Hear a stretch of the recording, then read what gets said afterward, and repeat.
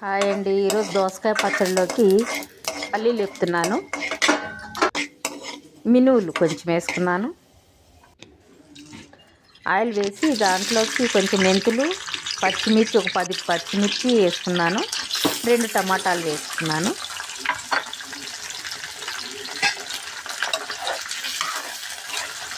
మంచిగా వేసుకోవాలి. కొంచెం నువ్వులు వేసుకున్నాను, 1 స్పూన్.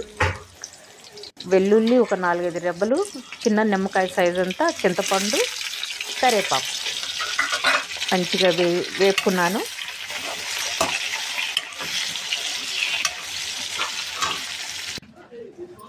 దోసకాయని చిన్న చిన్న ముక్కలుగా చేసుకున్నాను. మధ్యలో ఉన్న విత్తనాలు ఆ పేస్ట్ పక్కకు తీసి పెట్టుకున్నాను. వేపుకున్న పచ్చిమిర్చి మిక్సీ జార్లో వేసుకొని విత్తనాల పేస్ట్ కూడా వేసుకొని మిక్సీ వేసుకుంటున్నాను.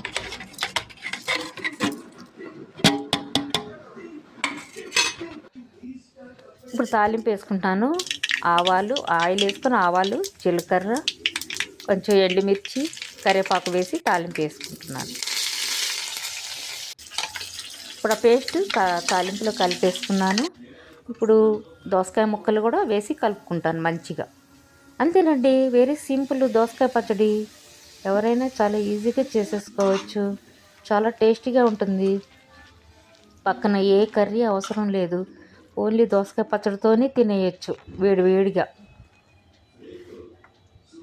పైన ఉల్లిపాయలు, కొంచెం కొత్తిమీర కూడా వేసుకొని మంచిగా మిక్స్ చేసుకుంటున్నాను.